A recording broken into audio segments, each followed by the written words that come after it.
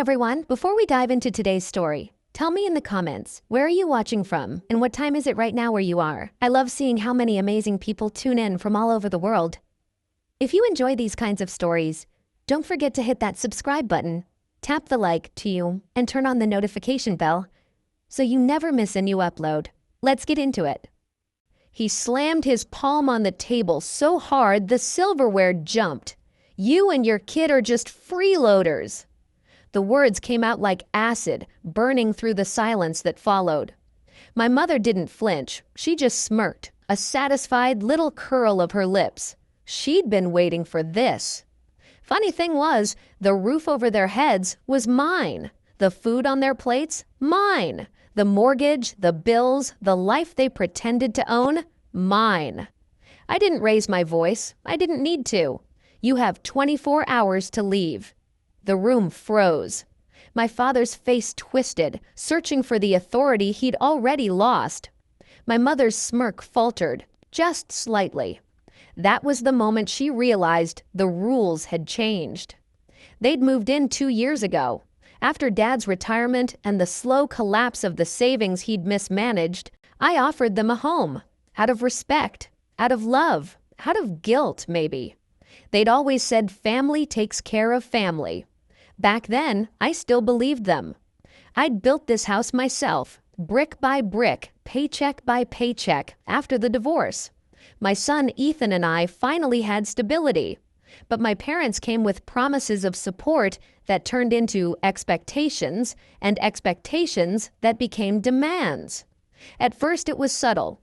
Dad advising me on how to handle my finances. Mom suggesting I focus less on my career and more on being grateful. Then came the comments about how I was raising Ethan. The passive-aggressive digs about how a real father would do things differently. I let it go.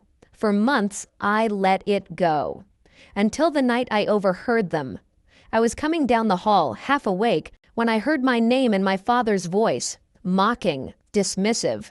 She thinks she's done something big, letting us live here. She forgets who raised her. And then my mother, low and bitter. We'll keep playing along until we get what we need. She owes us that much. I stood there, in the dark, and felt something inside me harden. They'd raised me on manipulation, guilt, emotional strings. I used to call it parenting. Now I called it what it was. Control. That night I started planning, not out of anger. Anger fades. Out of clarity. I began with the paperwork. The deed was in my name alone. I made copies. I reviewed every legal clause about tenancy, notice, eviction. I knew they'd try to fight it. I was ready for that. Then came the finances. I changed every password, shut down every joint account they'd convinced me to open for convenience. I sold the old car Dad refused to fix, the one still registered under my name. Quietly, efficiently. I called the utility companies, scheduled transfers, timed everything. And finally, I cleaned Ethan's room, tucked him in, and promised him something I'd never said before. We're going to have peace soon. He smiled like he understood. Maybe he did. The breaking point came at dinner. Sunday roast, Mom's idea. She always used food as theater.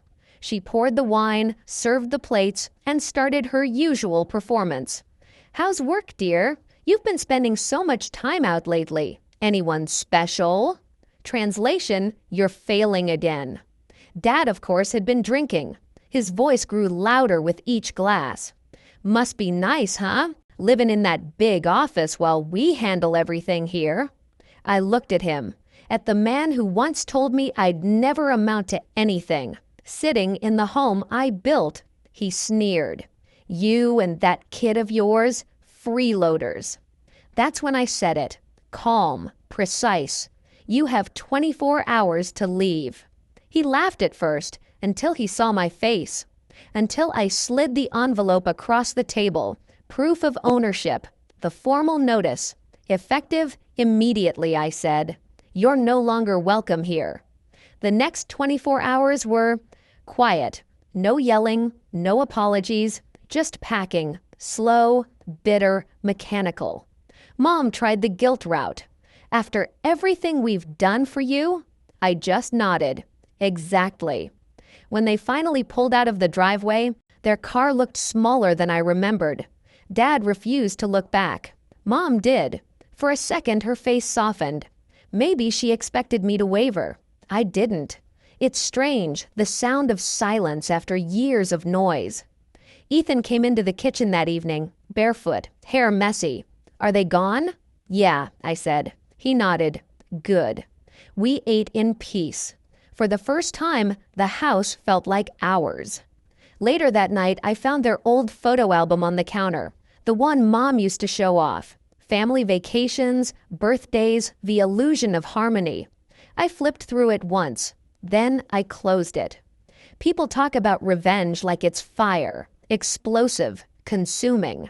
But real revenge, true justice, is cold. It's measured. It's walking away from the wreckage without a scratch because you built the escape route long before the flames began. I didn't need to scream or prove anything. All I had to do was reclaim what was already mine. And as I locked the door behind me that night, I realized I wasn't angry anymore, just free.